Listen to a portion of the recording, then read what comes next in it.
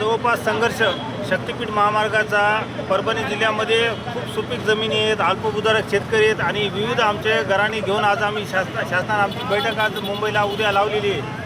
आणि त्या अनुषंगानं आम्ही परभणी जिल्ह्याचे गाव प्रतिनिधी म्हणून प्रत्येक गावातला एक प्रतिनिधी म्हणून आज आम्ही जवळपास 30 जण चाललोत मुंबईला आणि शासन दरबारी आम्ही आमचा विषय शासनापुढे मांडणार आहोत.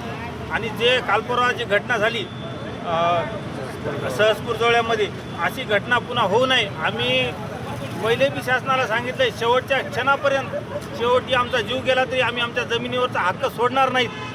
आणि असा असताना शासनानं हा महामार्ग परभणी जिल्ह्यातून रेटण्याचं काम करू नये. एकाच्या स्वप्नासाठी हजारो शेतकऱ्याचे स्वप्न धुळीस मिळू नये ही आमची शासनाला एक विनंती राहील. आणि येणाऱ्या मिटिंगमध्ये उद्या जे होणार मिटिंग आहे त्याच्यामध्ये आम्ही तीच विनंती करणार आहेत किंवा परभणी जिल्हा एवढा सुपीक आहे, इथं गंगा, गोदावरी, पूर्णा नदी अशा अनेक नदी आहेत. जायकवाडी, येलदरीचं इथून इथं सगळ्या या 2 कालव्यानं म्हणजे पूर्ण परभणी जिल्हा सुफलाम केलेला आहे.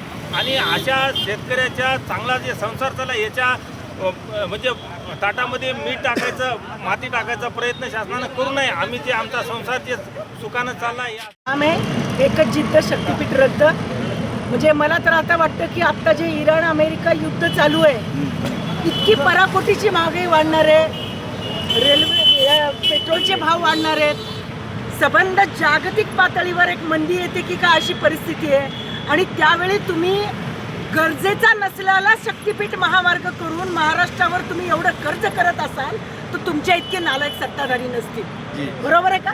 माझं म्हणणं आहे, कुटुंब म्हणून देखील आपण सगळ्या गोष्टीचा विचार करतो की आपल्या कुटुंबात कर्ज किती घ्यायचं आणि आपलं कुटुंब कसं चालवायचं.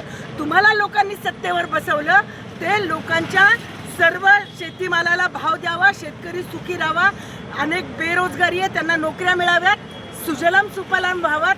तुम्ही या पद्धतीचं शक्तिपीठ करत असाल तर ही चुकीची गोष्ट आहे.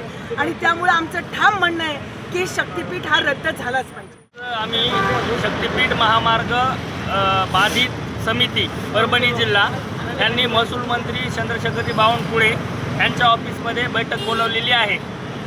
5 तारखेच्या अनुषंगाने आम्ही आज निघालेलो आहेत मुंबईकडे.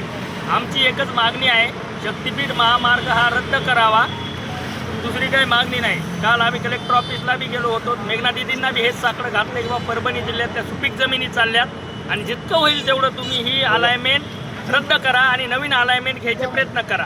तर आम्ही म्हणलो बाबा, त्यांनी आम्हाला प्रयत्न केले समजावून सांगण्याचे, पण आमचा एकच नारा आहे, एकच जिद्द आणि शक्तिपीठ रद्द. परभणी जिल्ह्यातून सुपीक पट्टा वाचला पाहिजे. ड्रायलँड जिथं असेल परभणी जिल्ह्यातून तिकडून त्यांनी तो शक्तिपीठ महामार्ग न्यावा.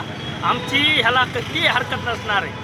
पण त्यांचा आत्ता आज हेच चालायला की बाबा आम्हाला आहे ते हेच रस्ता आहे. पण आम्ही हे आता जे 20 तारखेला आत्ता ज्या मोजण्या झाल्या त्या मोजण्याप्रमाणेच आम्ही हे करणार आहे. प्रत्येक गावामध्ये हे असंच होत राहणार. मग शासनाला याचं प्रत्येक वेळोवेळी उत्तर द्यावं लागणार आहे. आमच्या रणरागिनी मायबाप शेतकरी असेच रस्त्यावर उतरणार आहेत आणि शक्तिपीठ महामार्गाला विरोध करणार. त्या संदर्भात गेल्या 2.5-3 वर्षापासून आम्ही सातत्यानं हा शक्तिपीठ नको आहे किंवा हा शक्तिपीठ परभणी जिल्ह्यातून हद्दपार करा म्हणून गेले 2-2.5 वर्ष आम्ही झटतो.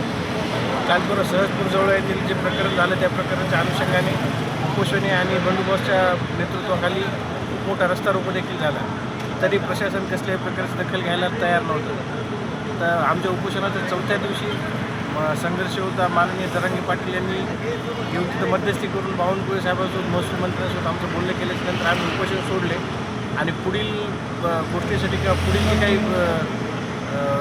संभाषण होणार आहे किंवा पुढील यात काय नेमकी मार्ग काढता येईल त्यासाठी बावनकुळे साहेबांनी आम्हाला बोलवलेलं आहे. आज आम्ही प्रत्येक गावातून एक असं प्रतिनिधी घेऊन जवळपास 28 ते 30 लोक जात आहेत.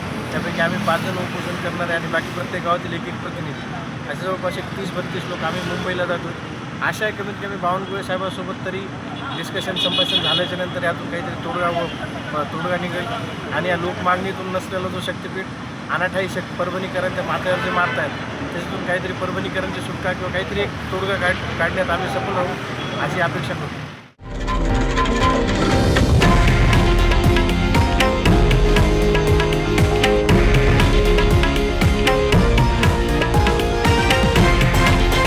हे आहे देशातील नंबर 1 न्यूज नेटवर्क आणि आपण पाहत आहात TV9 मराठी, एकमेव.